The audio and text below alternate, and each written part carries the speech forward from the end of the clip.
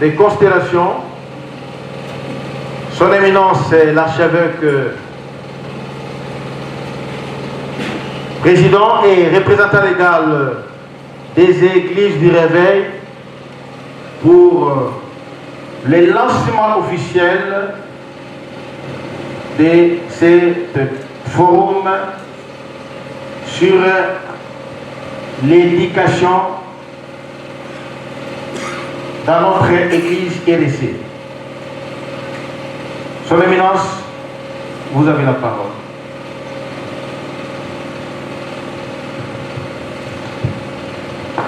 Bonjour à tous. Bonjour. Je suis content et très fier d'être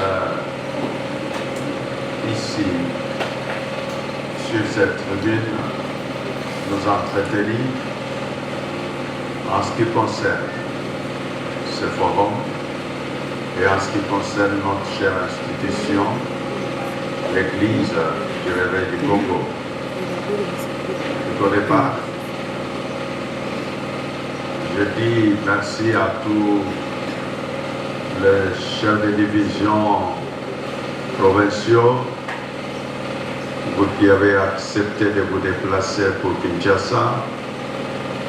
Je dis merci à tous les régionaux qui ont accepté de faire le déplacement sur Kinshasa. Je nous demanderai aux régionaux qui sont à ma droite, juste en levant vos mains, et puis aux chefs de division de l'éducation de notre secteur de lever les mains. Est-ce que nous pouvons apprécier la présence des uns et des autres? Merci beaucoup. Je pense, si on l'a déjà fait, une bonne chose. Si on ne l'a pas fait, on peut toujours le faire. Est-ce qu'on a présenté les régionaux? Oui, très bien, ça a été fait. Quand nous parlons de l'éducation, quand nous parlons de l'Église, je me rappelle dans mes pensées une parole prononcée par Nelson Mandela dans son livre intitulé Way to Freedom, ou bien La voie vers la liberté. Il dit: je suis reconnaissant envers mes parents parce qu'ils m'ont donné ce qu'eux n'ont pas reçu. Quand les gens voulaient savoir qu'est-ce que les parents lui ont donné qu'eux n'ont pas reçu, parce qu'on dit bien que l'homme ne peut donner que ce qu'il a, et il répondra que mes parents n'ont pas eu la possibilité de faire des grandes études comme moi, mais eux m'ont donné la possibilité de faire ces études. Nous connaissons l'Afrique du Sud tous, que les gens ont souffert de l'apartheid, qui était une forme d'esclavage. Et Nelson Mandela, dans son livre, dit: si vous voulez libérer un peuple, donnez-leur de l'éducation. Cela étant, si je vais continuer de réfléchir avec les penseurs, cette phrase chère de Monseigneur Bakole Wailunga qui dit que le sous-développement n'est pas le problème du ventre, mais c'est un problème de la tête.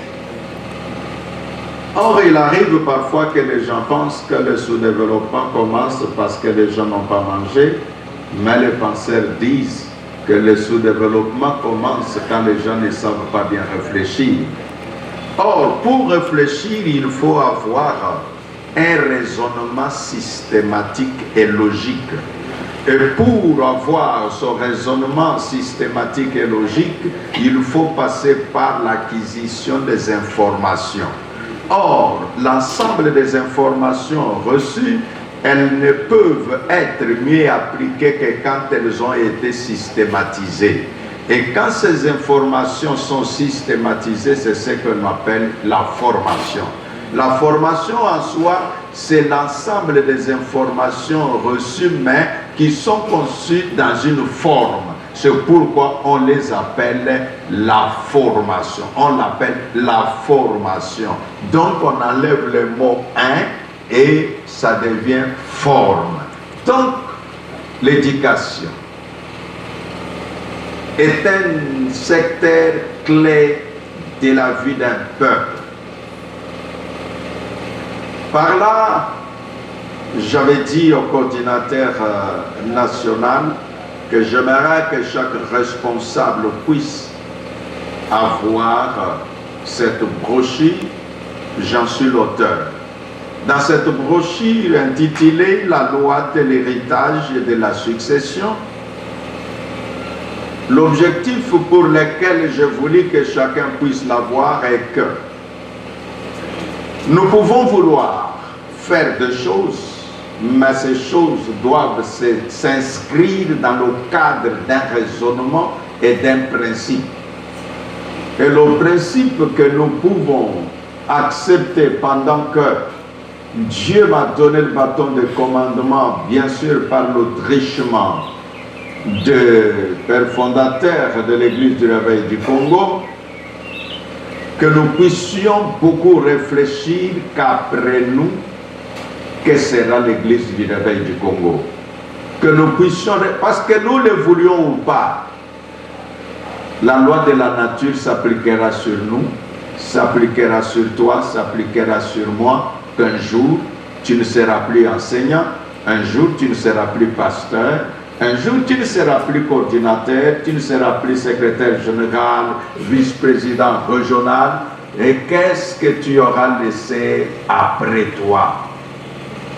C'est là que je me dis, s'il y a des choses importantes que nous pouvons léguer aux générations, s'il y a l'héritage que nous pouvons dire que nous avons légué à des générations qui viendront après nous, l'éducation en est un héritage qui peut durer longtemps et qui peut traverser des générations.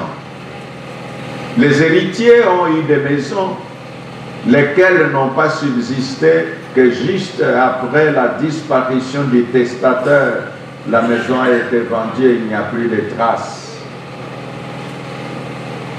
Les testataires ont pu laisser autant de choses à leurs enfants, à leurs successeurs héritiers, tout ça. Mais après quelques années, tout a disparu. Mais l'éducation, je vous donne un petit exemple. Prenons le versement de la dot.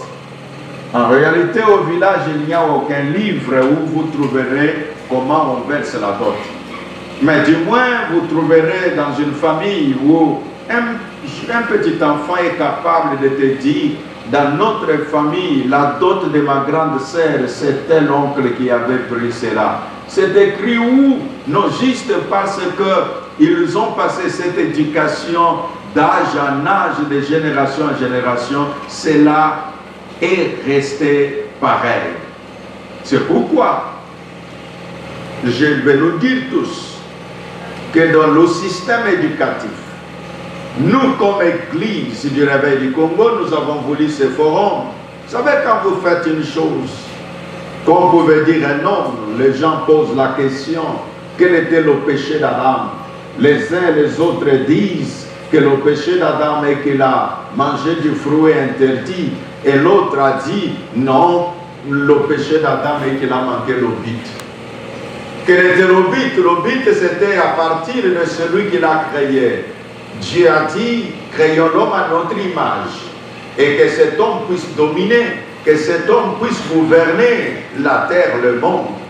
Mais après quelque temps, parce qu'un acte a été posé, automatiquement il n'était plus capable de gouverner. Ainsi dit, quand vous faites une chose, quand nous sommes dans ce forum, que nous voulons ouvrir ce portail aujourd'hui, que nous sachions qu'est-ce que nous voulons. Quels sont les objectifs à atteindre? Les objectifs à atteindre, j'avais dit à tous le moment qu'on m'a donné le bâton de commandement pour présider à la destinée de l'église du réveil du Congo, j'avais dit que j'ai besoin de deux choses. La première, c'est l'unité de l'église et l'unité des serviteurs de Dieu. Et la deuxième, c'est faire en sorte que l'église du réveil du Congo soit un partenaire crédible aux yeux de l'État. Alors pour être un partenaire crédible, et vous connaissez, toute association sans but lucratif dit que c'est un bras du pouvoir. Le bras du pouvoir, c'est pour réaliser certaines activités. Les écoles en sont une des activités qui puissent faire en sorte que si nous améliorons notre système éducatif, en tout cas, nous aurons apporté notre pierre de contribution, notre main de contribution à l'État congolais. L'éducation, je vous assure, c'est... Moi j'ai été... le baptême que nous appelons l'aspersion, ce n'est pas un baptême, mais du moins j'en appelle quand même un baptême. Nous autres avons grandi dans les familles que l'on appelle des enfants des païens. Les enfants des païens, pour ceux qui ont grandi à cette époque, c'était un enfant qui est né dans une famille où papa ne va pas à l'école catholique, maman ne va pas à l'école catholique. Donc ces enfants-là, on les appelait les enfants des païens. Donc ces enfants recevaient leur baptême quand ils arrivaient en 4e primaire. Quand vous recevez le baptême, et je me rappelle le monsieur l'abbé qui m'avait baptisé, je peux vous dire avec honnêteté, je l'ai vu, là j'étais déjà évêque, quand je l'ai vu, j'avais toujours du respect envers lui. Alors je me demande aujourd'hui, dans nos églises, vous pouvez même trouver quelqu'un que vous avez baptisé qui n'a pas du respect envers toi. Et là, je dis, tout part de l'éducation. Ainsi, Église, institution ecclésiastique, Église du réveil du Congo, les régionaux, vous qui m'entendez, les amis qui êtes les partenaires éducatifs, vous qui gérez le secteur éducatif, aidez-nous à faire en sorte que nous puissions former des enfants demain qui diront « j'ai étudié dans une école appartenant à l'église du réveil du Congo ». Je vais vous dire, ma fille aînée a fait sa première année à l'école Kiziamina. Et je n'ai jamais eu honte de le dire, parce qu'elle est passée par, et même lui-même l'évangéliste Kiziamina, il le connaît parfois, il demande comment ma fille là. Je suis en train de donner ces exemples pour dire que lors de ces colloques, que nous puissions avoir des objectifs qui feront que chacun de nous, quand il rentrera, qu'il dise « j'aimerais ».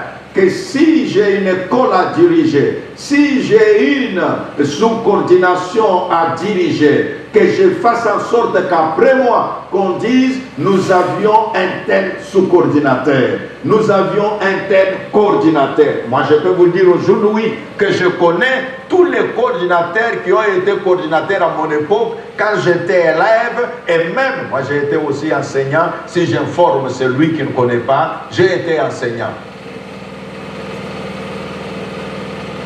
Mais aujourd'hui, vous pouvez demander à un enseignant, le coordinateur c'est qui? Il dit bon, Balo Wanangana qui pas Kambote, bon, ceux qui n'attendent ici, Bafoutingaï, et puis Sili. Non!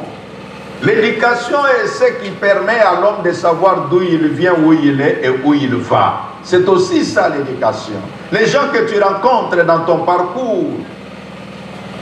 Et donc, dans ce colloque, je disais que nous avons besoin de faire en sorte que quand nous rentrons, nous pouvons nous évaluer et dire j'ai été enseignant dans le réseau confessionnel de l'église du réveil du Congo, qu'est-ce que j'ai eu et qu'est-ce que j'ai fait.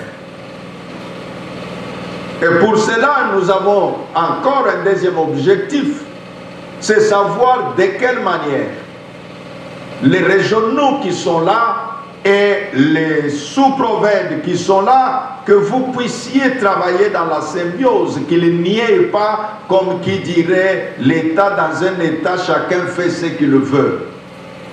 Prenez l'exemple des églises catholiques. Moi, j'ai enseigné dans les écoles protestantes.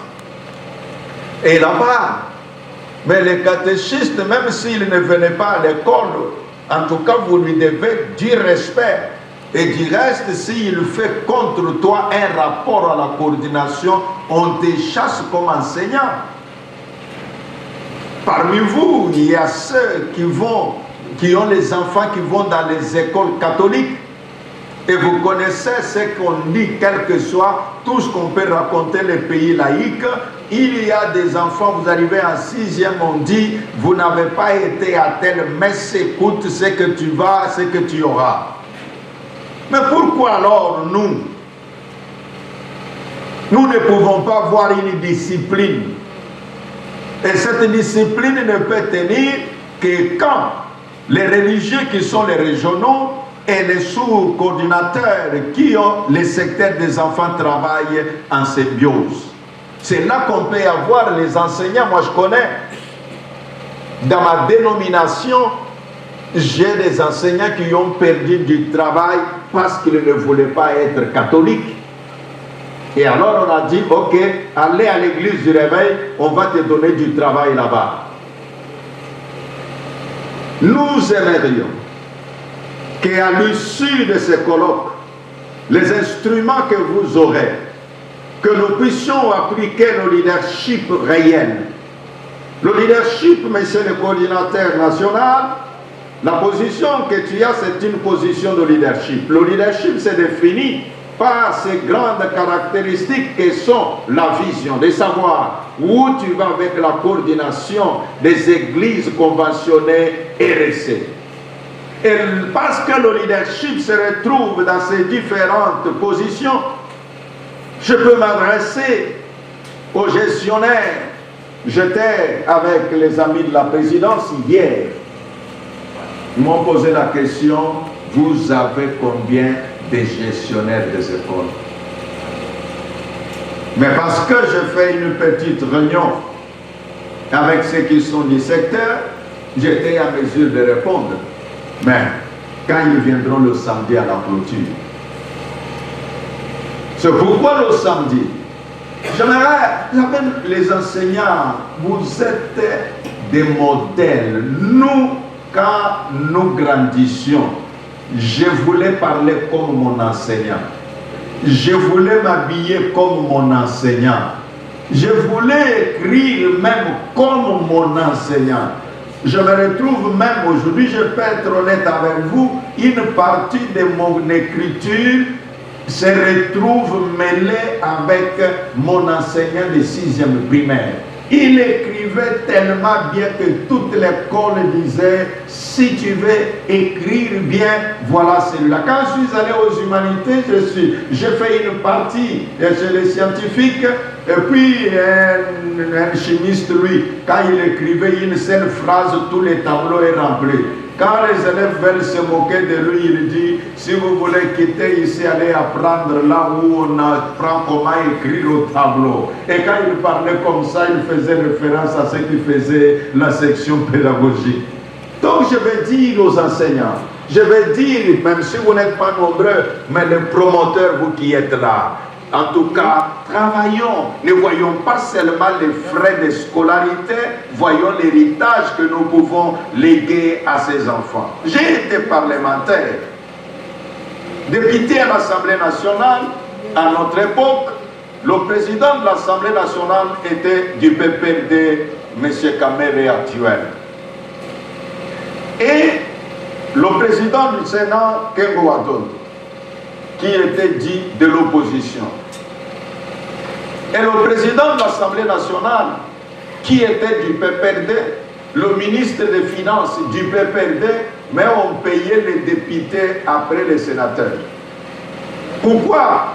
Juste parce que le ministre des Finances a étudié, a été enseigné par Kengo Wadondo à l'université.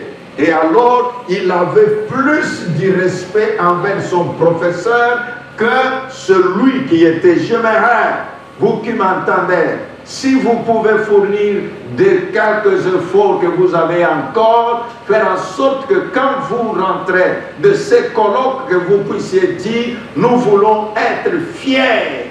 Aujourd'hui, c'est devenu un peu du méli-mélo. Moi, je me rappelle quand nous étions à l'école, il y avait des autorités. Il y avait mon père et il y avait mon enseignant. Si je n'écoute pas mon père, mon enseignant va me récupérer. Il y avait cette combinaison-là. Ce colloque, qui est le renforcement des capacités, vous êtes des dirigeants, vous êtes des responsables. La mauvaise habitude que nous avons, nous les Africains, est que nous négligeons la formation. Dans les pays développés, si on dit par exemple aux États-Unis, le chômage est à 8%. Et s'ils voient que le chômage est arrivé à 10%, 11%, on crie que non, il y a beaucoup de chômage. Et quand on pose la question au gouvernement, pour résoudre la question du chômage, qu'est-ce que vous voulez faire? Ils disent, nous demandons à tous ceux qui manquent du travail d'aller prendre des formations. Et quand ils se forment, même si tu es ingénieur, informaticien, tu trouves que tu as cherché du travail dans ton domaine, ça traîne, tu peux encore faire une formation qui te donnerait une opportunité. Soyons des formateurs. Pour être un bon formateur, la conscience devient quelque chose de très utile. J'ouvre ce colloque en appelant aux uns aux autres. J'ai dit au coordinateur l'autre fois que mon ami, donc quand il faut chercher la nomination, alors là l'archevêque président est utile.